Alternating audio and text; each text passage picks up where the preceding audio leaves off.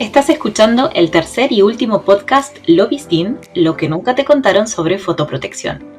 Un espacio donde damos la bienvenida a todos los dermatólogos y dermatólogas que están deseando descubrir todos los secretos sobre fotoprotección.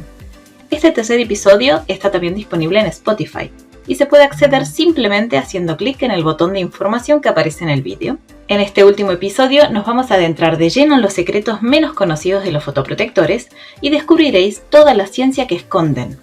¿Preparados? Para ello contamos de nuevo con la doctora Sara Gómez. Bienvenida, Sara, ¿cómo estás? Hola, ¿qué tal? Pues encantada de grabar el último episodio ya. Claro. Doctora, en el episodio anterior mencionamos por encima que los fotoprotectores, al ser cosméticos, están sujetos a una regulación que controla su idoneidad. ¿Qué pasos o estudios son necesarios para que este protector pueda salir al mercado? Antes de que un cosmético sea lanzado al mercado, tiene que superar una serie de pruebas y estas son especialmente exigentes para los fotoprotectores. El desarrollo de estos cosméticos es muy complejo por factores como, por ejemplo, la necesidad de combinar distintos filtros o bien de comercializar texturas fáciles de aplicar y que aseguren el cumplimiento por parte del paciente. Durante los últimos años, con el auge de las redes sociales y la demonización de ciertos componentes utilizados en cosmética, algunas organizaciones, webs o cuentas anticientíficas han creado alarma social por el uso de ciertos componentes. Sin embargo, los cosméticos, incluidos los fotoprotectores, están regulados por organizaciones científicas internacionales como el Comité Científico para la Seguridad del Consumidor o el Comité de Revisión de Ingredientes Cosméticos. De hecho, en nuestra área hay componentes que se revisan de forma constante y que en caso de necesidad y atendiendo a las actualizaciones científicas, se limita su concentración máxima permitida en fotoprotectores solares, como por ejemplo ha ocurrido con la benzofenona 3 y el octocrileno, que han sido limitados hace unos meses. La recomendación europea incluye un listado de ingredientes activos permitidos y sus concentraciones, las combinaciones permitidas, los requisitos del etiquetado y el método de prueba para evaluar la eficacia. Es decir, que para que un fotoprotector vea la luz y pueda ser comercializado, todos sus componentes deben ser aprobados. Ninguno de los ingredientes o sus cantidades deben representar un riesgo para la salud.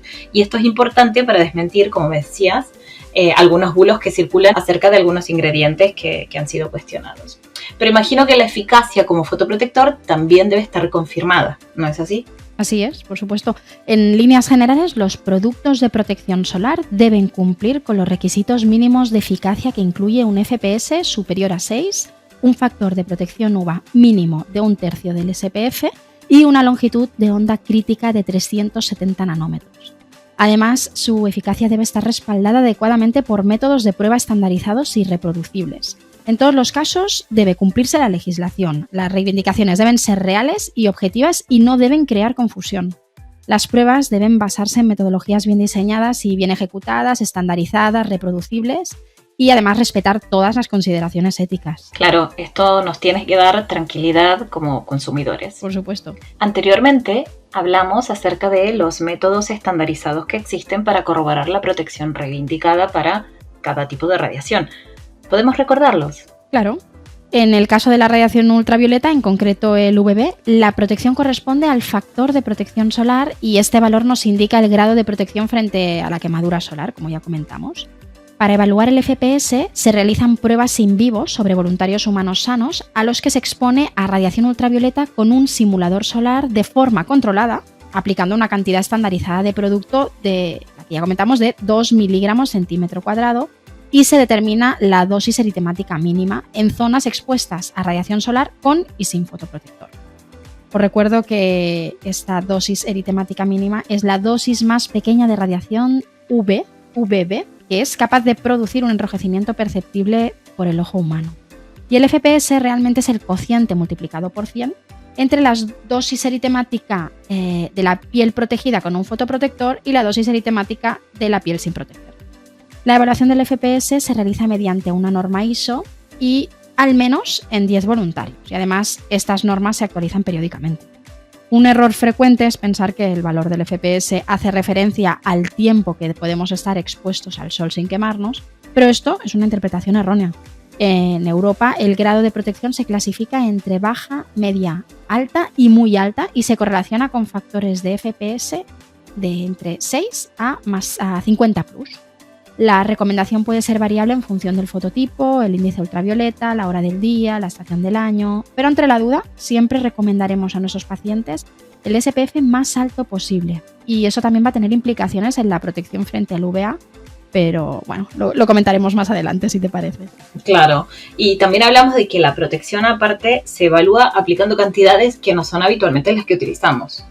Exacto, en cuanto a la cantidad a emplear, ya lo comentamos, los test se realizan con la dosis recomendada por la Comisión Europea, que corresponde a estos 2 miligramos centímetro cuadrado, y sin embargo el volumen real va a depender de la densidad del producto. Es por esto que es tan difícil hacer la equivalencia con el contenido de una cuchara o de los dedos, aunque bueno, son aproximaciones. Lo que está claro es que debemos aplicar una cantidad abundante y suficiente para cubrir la superficie de la piel expuesta al sol. Muchos pacientes nos comentan que a pesar de utilizar el fotoprotector se queman con facilidad, y esto es debido a que en condiciones reales usamos la mitad e incluso una cuarta parte de la dosis que estamos empleando en los estudios clínicos. Esto disminuye el SPF de un 50 teórico a un 2,7 si aplicamos, por ejemplo, una cuarta parte, por lo que la formación a los pacientes en cuanto a la mejor forma de aplicar el fotoprotector es indispensable. Y algo que debemos tener muy claro y transmitir a nuestros pacientes es que ningún fotoprotector actúa como una pantalla total. Esto es un término que a veces se utiliza coloquialmente, ya que la radiación ultravioleta B pasará a través del filtro en mayor o menor medida. Realmente el estándar es la evaluación sujeta a la norma ISO, pero cuando estos fotoprotectores son evaluados en situaciones reales outdoor, confieren una mayor seguridad al producto. Los podemos dar con más tranquilidad. Claro, como dijimos en el episodio anterior, no alcanza con utilizar el fotoprotector, sino que también hay que utilizarlo bien. Y con respecto a la ultravioleta, a la radiación ultravioleta, ¿nos puedes recordar los métodos de evaluación de la protección existentes? Claro, para la protección UVA existen 2 métodos de prueba estandarizados aprobados, que son la determinación in vivo y la determinación in vitro. La determinación in vitro se determina mediante la absorbancia espectral. Este método proporciona una curva de absorbancia espectral de radiación ultravioleta con la que se determina la longitud de onda crítica, a partir de la cual se realizan una serie de cálculos estadísticos y se basa en el uso de los resultados del SPF in vivo. La interpretación del UVA es más compleja realmente que la del FPS. Actualmente no existe un consenso internacional sobre cuál debe ser el grado de protección UVA que debe aportar un fotoprotector, ni cuál debe ser el método estandarizado obligatorio para su cálculo. Y además tampoco existe un método consensuado sobre cómo transmitir al consumidor el grado de protección frente al UVA, lo cual puede resultar un poco confuso para el paciente.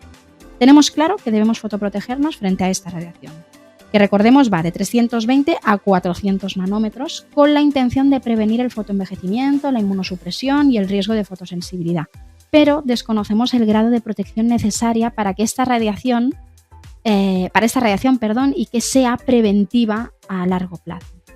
Todos sabemos que en Europa el símbolo que representa que un fotoprotector incluye protección frente al UVA son las siglas UVA dentro de un círculo. Y esto se va a indicar en el etiquetado siempre que el valor de protección frente a esta radiación sea superior a 1/3 del FPS. O sea, también hablamos previamente de la nomenclatura PA, que es cada vez más frecuente en los envases, ¿verdad? Además, en el episodio anterior ya comentamos los efectos de la luz visible, que corresponde sobre todo al estrés oxidativo y la generación de radicales libres. ¿Cuáles son los riesgos asociados a esta exposición y cómo podemos asegurarnos de que los prevenimos?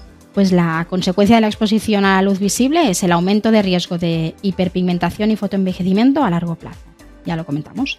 A corto plazo, esta radiación puede relacionarse con algunas fotodermatosis como las porfirias, la urticaria solar, la erupción polimorfolumínica. En el caso concreto de la luz azul del sol, los estudios muestran su relación con la pigmentación de léntigos y de melasma. Actualmente, sin embargo, no existe ningún método estandarizado para evaluar la protección frente a la luz visible o, en concreto, frente a la luz azul o luz visible de alta energía, que es el otro nombre con la que no conocemos, que es la que más nos preocupa, por lo que cada laboratorio establece diferentes estrategias in vitro e in vivo. Tampoco está establecido cuánto nos debemos de proteger de esta luz. Como conocemos la relación de esta radiación con el estrés oxidativo y la síntesis de melanina, se han establecido diferentes métodos para determinar la protección frente a la luz visible, valorando justamente estos parámetros. Por ejemplo, Se utiliza un método in vitro para determinar la cantidad de luz visible o azul que penetra a través del fotoprotector, pero se desconoce cuál es la respuesta biológica en la piel. Otros métodos in vitro utilizan cultivos celulares con melanocitos para determinar la cantidad de melanina producida tras el estímulo de esta radiación con y sin fotoprotector. Estos test son difíciles de extrapolar a la piel humana, ya que hay factores que no podemos controlar y pueden implicar una respuesta distinta. Actualmente se están empezando a realizar estudios en condiciones reales de uso en los que se evalúa mediante colorometría el cambio en el tamaño y en el color de la mancha. Y una pregunta súper frecuente, ¿nos debemos proteger de la luz que emiten las pantallas? Pues este es un tema de moda durante los últimos años, la influencia de la luz azul de las pantallas sobre la piel. Sabemos que tanto la luz azul del sol como los LED de muy alta energía utilizadas con fines médicos y estéticos, como láser y fototerapia, tienen efectos en la piel, aunque existe cierta controversia sobre los efectos de la luz azul emitida por las pantallas de televisores, ordenadores, portátiles, teléfonos móviles. Parece ser que esta radiación no es suficientemente intensa para crear efectos perjudiciales sobre la piel, aunque hay estudios que consideran que sí pueden tener efectos indeseados y acumulativos a largo plazo, y actualmente no queda claro si pacientes con melasma deben tener especial precaución con dispositivos, ya que se necesitan más estudios. Pero bueno, parece ser que en cuanto a fotoprotección no deberíamos preocuparnos demasiado por esta radiación en concreto. La intensidad de la luz azul que emite el sol es de 100 a 1000 veces más alta que aquella emitida por las pantallas de los dispositivos y tarda unos 90 minutos en oscurecer la piel.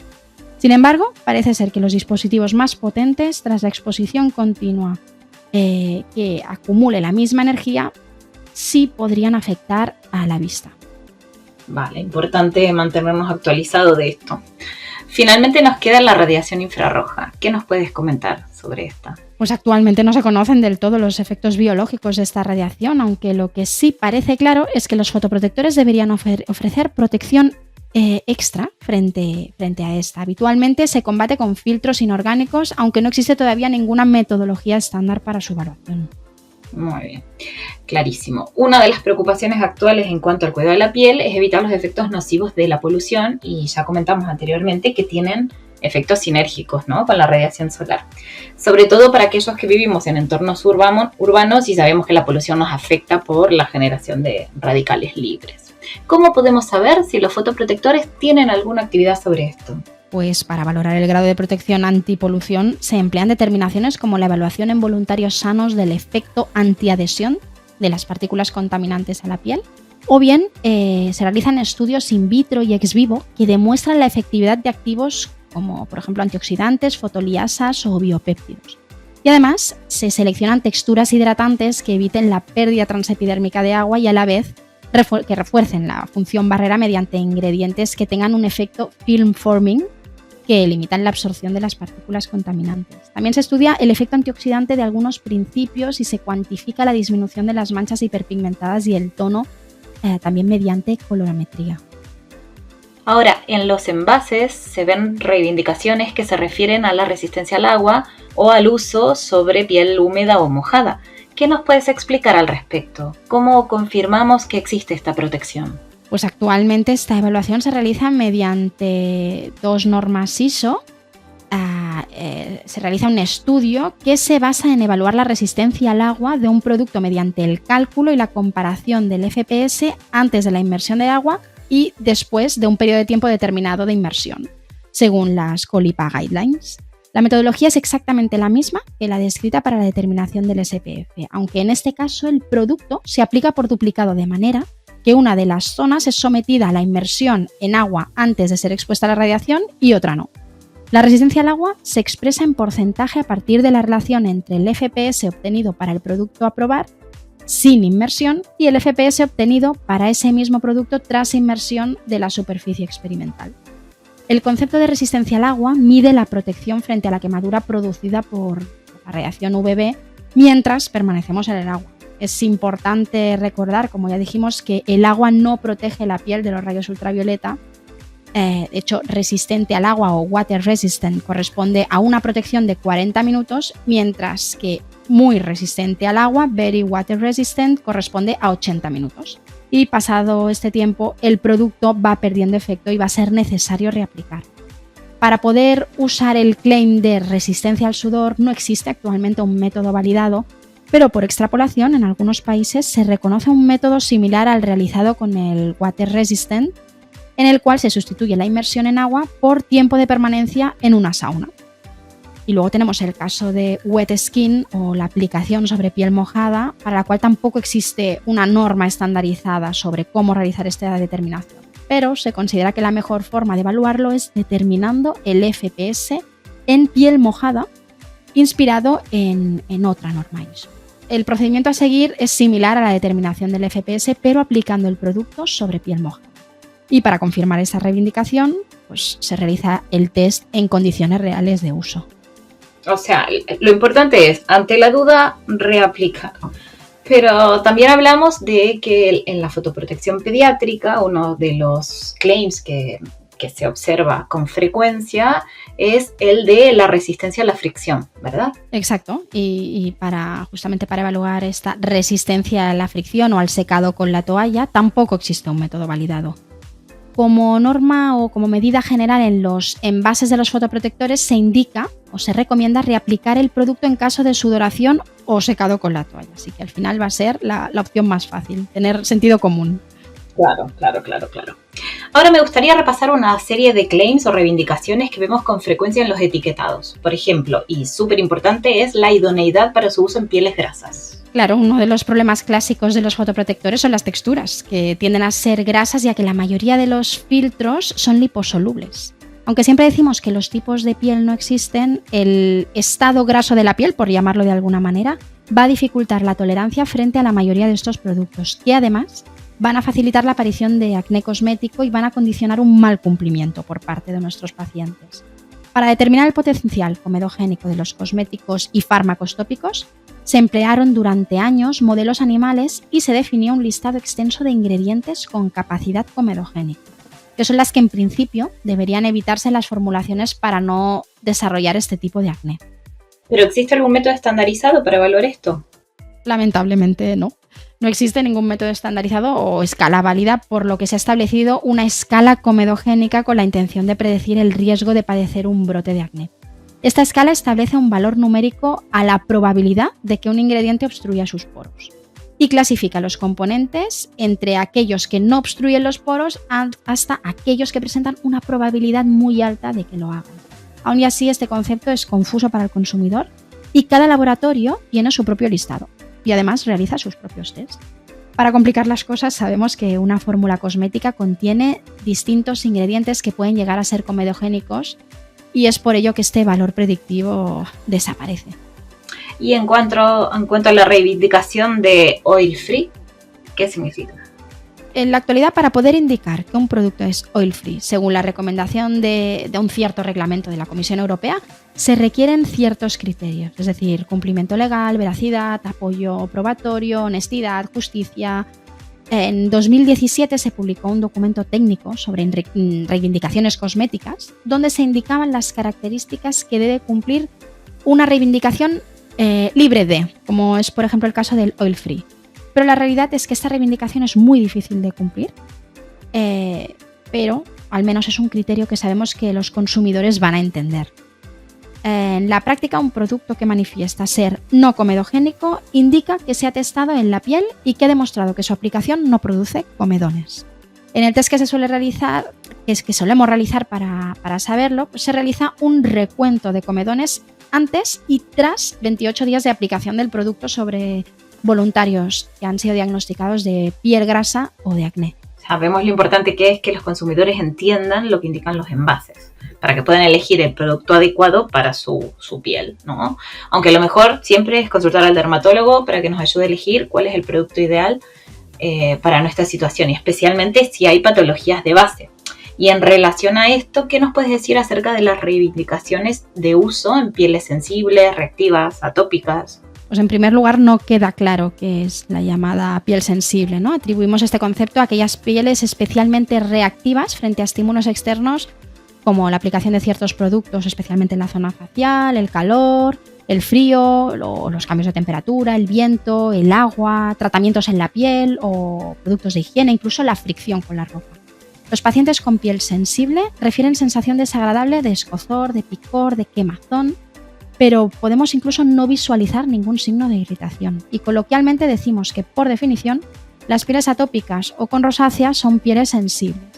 Y además esta reactividad es más exagerada durante los brotes.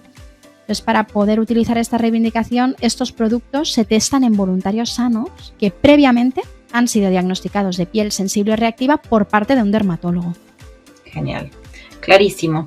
Ya vimos entonces qué estudios son necesarios para reivindicar la eficacia de la protección a los distintos tipos de radiaciones y otras reivindicaciones. Pero en cuanto a la seguridad de los productos, ¿cómo se estudia? Se estudia llevando a cabo estudios de seguridad al igual que en el resto de los dermocosméticos. Los estudios de seguridad más frecuentes llevados a cabo en voluntarios sanos con piel sensible son, en primer lugar, el patch test. En este test lo que se hace es aplicar el producto bajo un parche, retirarlo y leerlo tras 48 horas de aplicación. De esta manera se aumenta la absorción del producto. Es un test parecido al que hacemos para determinar la alergia cutánea a un cierto componente, pero en este último caso haríamos una segunda lectura al 5º día y en caso de ser positivo nos mostraría una reacción llamada de hipersensibilidad tipo 4. Para el estudio del cosmético que comentamos, simplemente realizamos este test de irritabilidad en al menos 10 voluntarios. Luego tenemos también el estudio de potencial sensibilizante y alérgico, que conocemos también con las siglas HRIPT. Es un estudio repetido bajo parche para evaluar no solo el potencial irritativo, sino también el posible efecto sensibilizante. Se realizan al menos 50 sujetos a los que se les aplica el producto como en el patch test, pero de forma repetida durante 5 veces. Y posteriormente se deja una semana de blanqueo. En esta fase ninguno de los sujetos debe presentar una reacción irritativa al retirar el parche y posteriormente se vuelve a realizar otra aplicación bajo parche y se lee a las 24 o 48 horas. Si en esta última prueba aparece una reacción, se considera que esta es de carácter alérgico por sensibilización. Es una prueba bastante más compleja. Luego tenemos también los ensayos de compatibilidad cutánea a largo plazo o test de uso, es decir, se utiliza el producto en condiciones reales, pero seleccionando voluntarios con piel reactiva o atópica. Vale. Se habla muchísimo de los productos hipoalergénicos. ¿Qué hay detrás de este concepto? Bien, pues es una reivindicación que utilizan algunos laboratorios de forma errónea cuando un determinado producto ha sido desarrollado para minimizar el riesgo de dermatitis de contacto alérgica.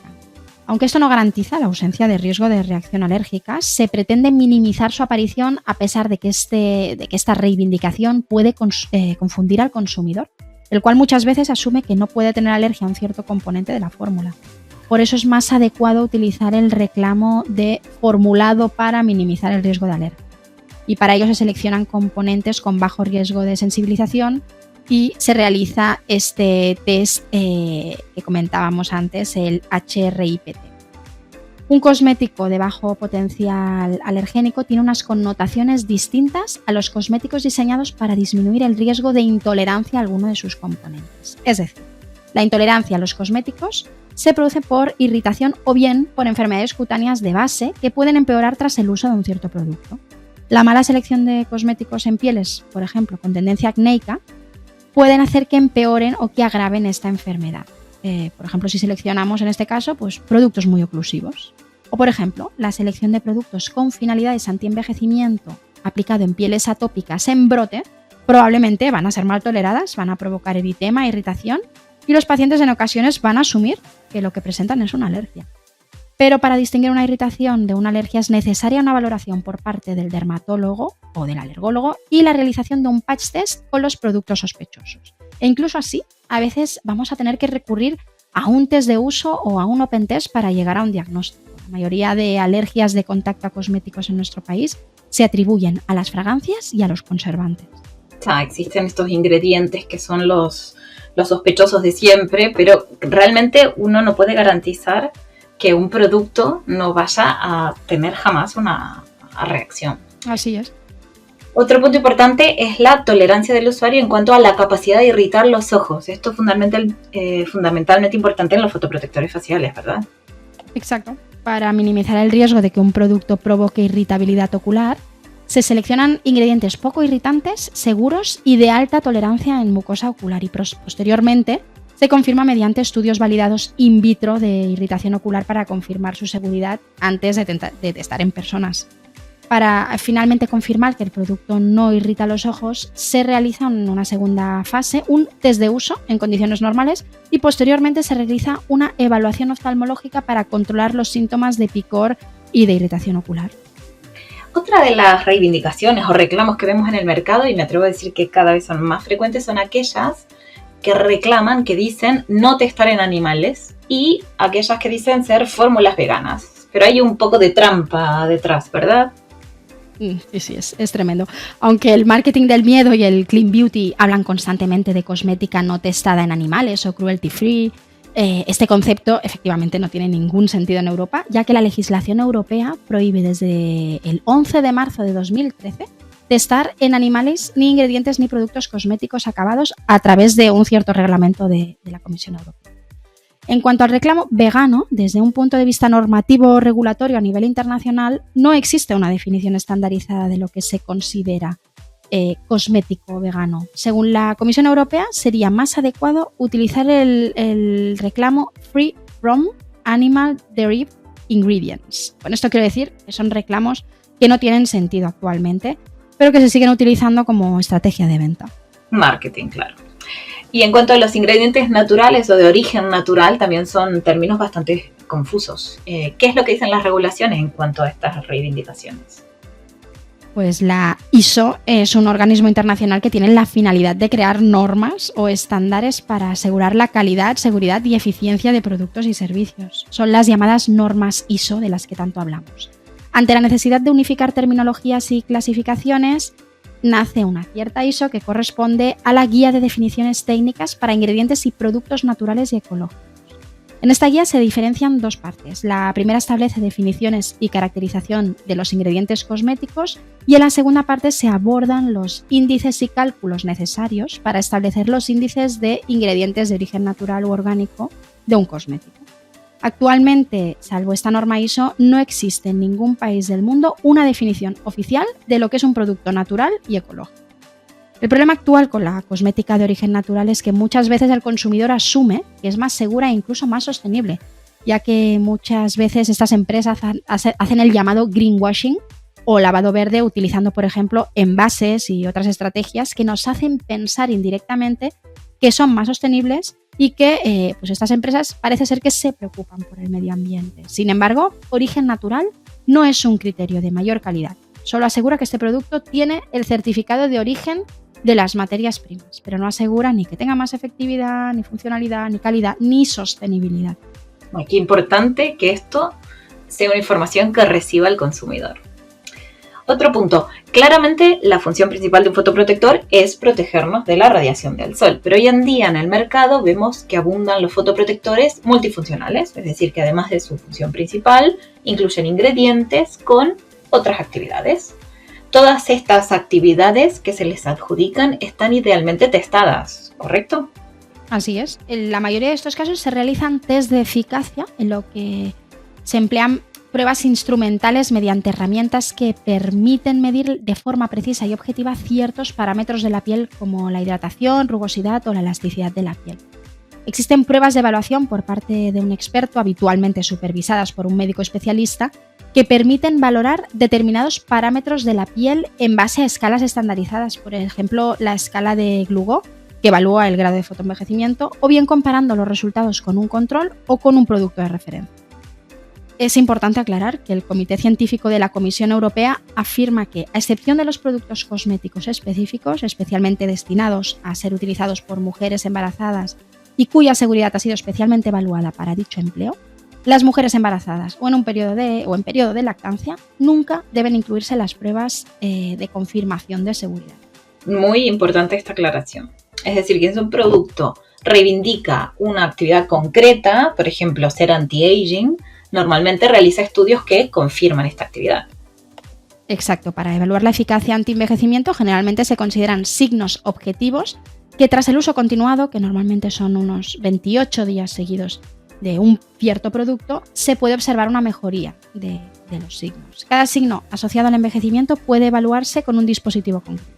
Por ejemplo, El tono de la piel se evalúa mediante el Mexameter, el Colorimeter, el Chromameter, las manchas de la piel mediante la llamada técnica FOITS, que es la Fast Optical In Vivo Topometry of Human Skin, la rugosidad mediante el Cutometer, la elasticidad de la piel mediante un programa informático llamado QuantiReaders. Existen distintos métodos.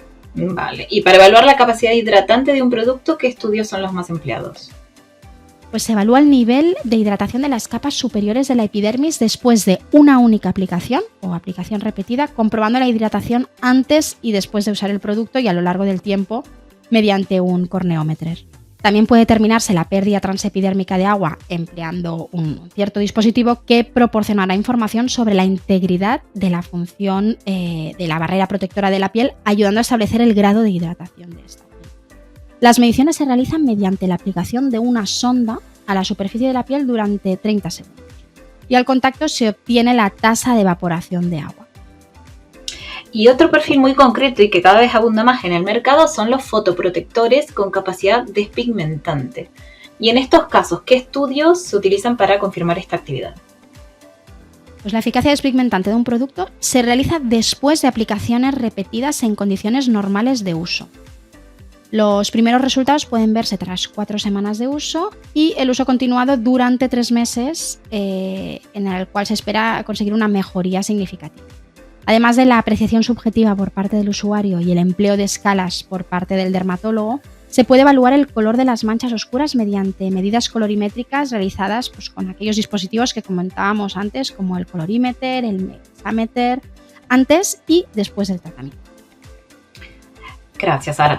Y finalmente, y aquí entramos ya en un tema un poco más delicado, aunque relacionado y que requeriría un podcast aparte, ¿cómo se evalúan las lesiones cancerosas en los estudios? Habitualmente se realiza mediante estudios clínicos comparando la evaluación respecto a la situación basal.